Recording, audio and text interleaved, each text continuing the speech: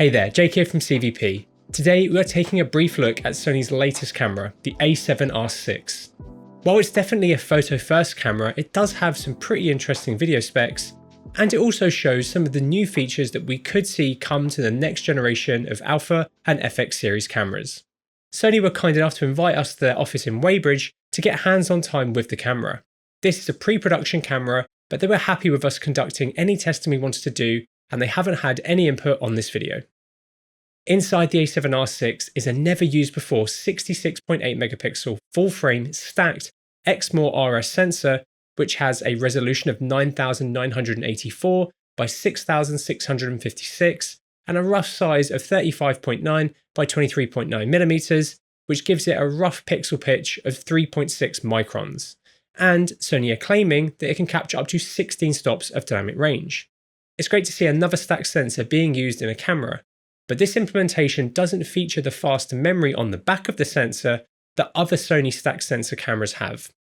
This might mean it's not quite as fast as it could possibly be if it did. It's going to be interesting to see if Sony bring this sensor to a more video or cine focused camera. It also uses Sony's latest Bionz XR2 processor, which they introduced with the A7 V. This new processor essentially combines the regular XR and AI processors found in other cameras, and combines them together into one dedicated chip, not two separate ones. This should result in faster performance, more efficient power usage, and improved heat management. Anyway, let's take a look at how it performs. The A7R VI has a rated native ISO of 800 in S-Log3. It doesn't have a second base ISO officially, but looking at some port cap noise tests, we can see a clear step of noise reduction at 5000 ISO. This is a nice second step, and it does look like it does a good job of cleaning up the image. One massive feature this new camera has is the addition of a dual gain output mode. This is similar to the technology found inside the Canon C70 and Arri Alexa cameras, and it essentially combines two different sensitivities to give you a cleaner image with more dynamic range. Sony have rated it to capture up to 16 stops, and in this mode you are mainly gaining information in the shadows. There are some limitations when using this mode though. It limits the maximum frame rate to just 30p, and it cannot be used in the camera's 8K or slow and quick mode. When shooting in S-Log3, it has the same base ISO of 800, and you can only go up to 3200 with it enabled.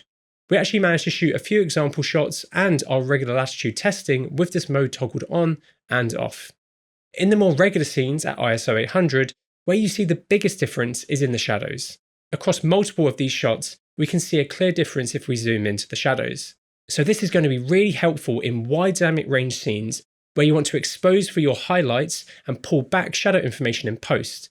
You should be able to do this now with less noise. Where we can see the effect of this much clearer though is in our Latitude tests. If you haven't already, please consider subscribing. And if you want to buy anything you see in this video or any other kit for that matter, head over to cvp.com where our experienced team is waiting to help you. Sony let us use their studio, but we didn't have our regular setup we use in our studio for Latitude testing. So please do not compare these results to any others we've conducted previously. We only shot tests with the A7R VI as we didn't have time to do any others. We shot in the camera's 8K mode, 4K XAVC SI with both dual gain mode on and off. Here's a breakdown of our methodology for these tests. Right, let's take a look at the results.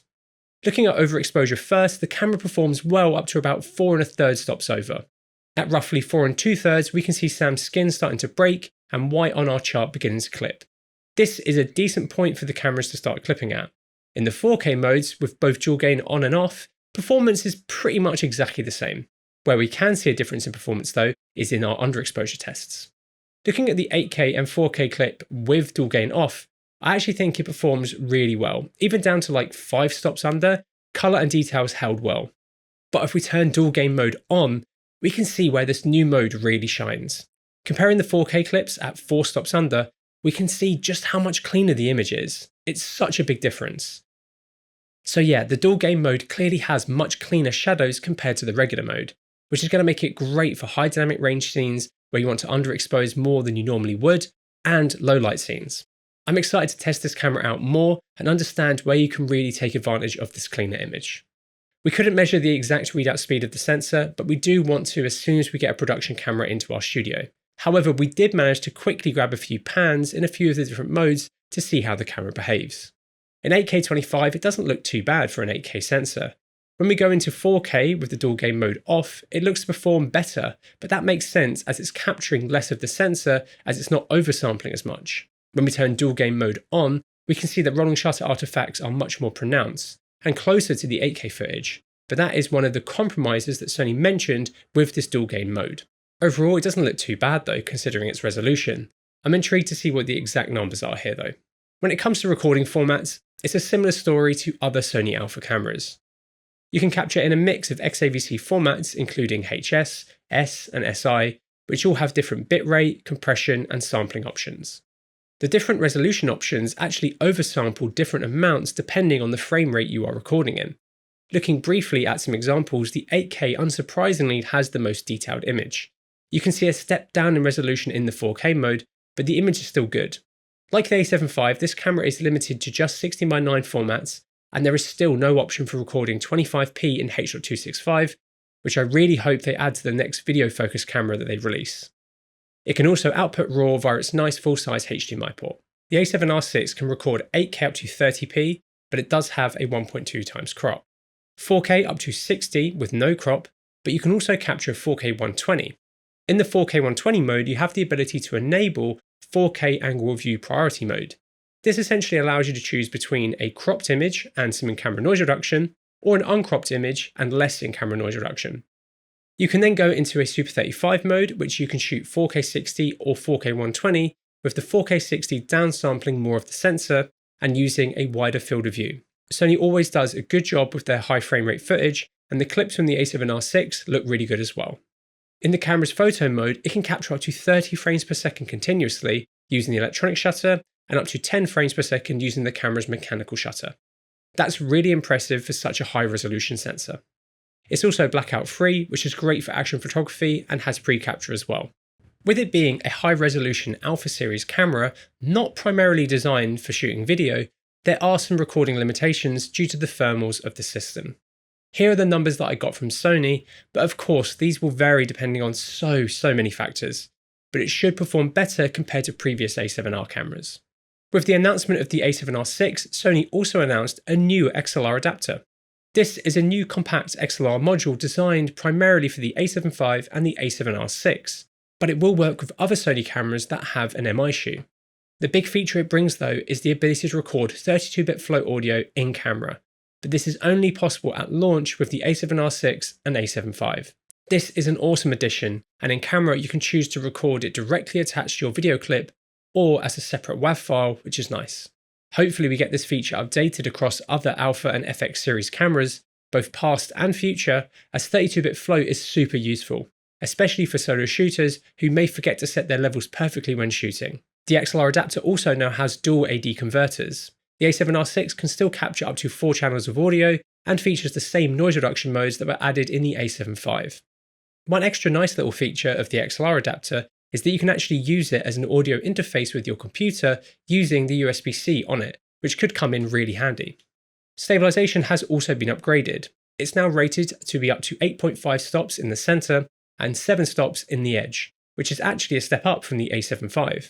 It offers regular steady shot stabilisation and then active and dynamic active modes, which are more designed for video use. These look very solid in our testing, especially active, which looks really impressive. It's great to see Sony adding better stabilisation into their cameras. It also has Sony's most up-to-date autofocus system, which means it has all the latest bells and whistles we saw in the A7 V. However, it also features Sony's real-time recognition AF Plus system, which Sony implemented into the A1 II and the A9 III last year. The camera does a really good job of recognising subjects that are actually pretty small in the frame, and from our brief testing, it performs incredibly well in both stills and video. It's just an impressive system overall. The A7R VI is similar in physical design to the A7 V, but has a few new distinct changes. The grip has been reworked and is now much more rounded. It just feels so much more substantial in the hand. It also has a tally lamp that you can control in the menu, and there is a new little notch here on the E-mount, which is an indicator of where to line your lens up that's not on the front of the mount. This is actually a really nice touch and is something that I used a few times throughout our time shooting with the camera. It also has a new raised bit like this on the auto mode on the mode dial, which makes it more obvious what you are touching on the dial. The A7R VI also has illuminated buttons where you can light up just the text. This can be toggled on the top of the camera here, and you have the ability to control the brightness level in the menu. This is an awesome addition, and I wish other cameras had the ability to do this as well. On the dial, we can also see a new star mode, and this replaces the 3 mode and allows for multiple shooting modes to be recalled in the menu on this single mode. It uses the same rear LCD as the A7R V, but the EVF has seen an improvement. It's the same size and resolution, but it is 3 times brighter and will display the DCI P3 colour space. Like the A7 V, the camera's monitoring UI can also be rotated as you rotate the camera, which is going to make it nice to use the monitor when shooting vertically. I also really like the multi-angle monitor systems that Sony use on their modern cameras now. It's really nice to use. The A7R VI features a brand new battery, the MP-SA100. Honestly, it's actually great to see Sony replacing the MP-F700, which was released almost 10 years ago now when Sony released the A9. Sony haven't released any other versions of the F700 over the years. So I know that people who have loads of these batteries already looking at this camera, or potentially future Sony cameras, it may be a bit annoying to have to update your batteries, but it's unfortunately part of updating and upgrading cameras. This new battery is actually 17% higher capacity to the F700, but is also more intelligent and can charge much faster as well. This means that the A7R VI is rated to capture 600 photos while using the EVF, which is roughly 140 more than the previous A7R V. The design of the battery is almost shaped like the grip. It's almost like they've designed it to maximise the space inside the grip.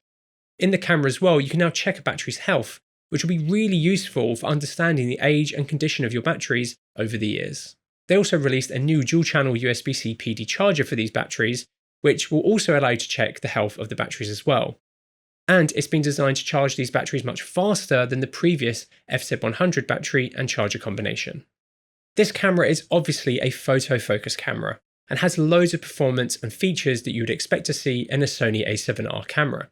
It has the AI auto white balance from the A7 V, a multi-pixel shift feature that can capture 265.8 megapixel images, and an expanded dynamic range optimizer function for in-camera JPEGs. And loads more, obviously. I'm sure for photographers wanting a high-resolution sensor without compromising on speed, this camera is going to be very interesting, especially those in wildlife and sports. Sony have also announced their latest telephoto zoom lens, the 100-400mm f4.5 GM OSS. This is replacing their quite old now 100-400 f4-5.6. It's quite a large lens, but every time I picked it up, I was genuinely shocked at how light it was. It's deceivingly light for a lens this large. It uses 4 of Sony's XD linear motors, and paired with the A7R VI, it was rapid when focusing. One interesting addition to the lens is a new customizable dial, which could be cool seeing on other Sony lenses going forward. From our brief time testing it, it does look like a nice lens. It's priced at around £4,400 and is available to pre-order now. So yeah, this was more of a first look video than something more in depth, but hopefully you've learned something that nobody else has covered in the initial flood of announcement content. The A7R VI has some cool new technology inside of it and looks to capture some great looking imagery, but that's not too surprising. It's going to be interesting which features of this camera get used in a more video or cine focused one. The sensor could be quite interesting in a camera that can pair it with some memory on the back and a better heat management system. It's also great seeing the addition of 32-bit flow audio, a new larger smarter battery, and some of the little details on the camera are really nice. I'm excited to see what else Sony releases this year. Hopefully this is just the start. Anyway, both the A7R VI and 100-400 are available to pre-order now on our website. But if you want to check this camera or lens out for yourself before pulling the trigger, please reach out to our fantastic demo team to arrange a demo in one of our UK or European showrooms. Anyway, let us know what you think about this new camera and lens down in the comments below. And if you liked the video, please give it a like and maybe consider subscribing so you don't miss out on our awesome upcoming content. And thank you so much for watching.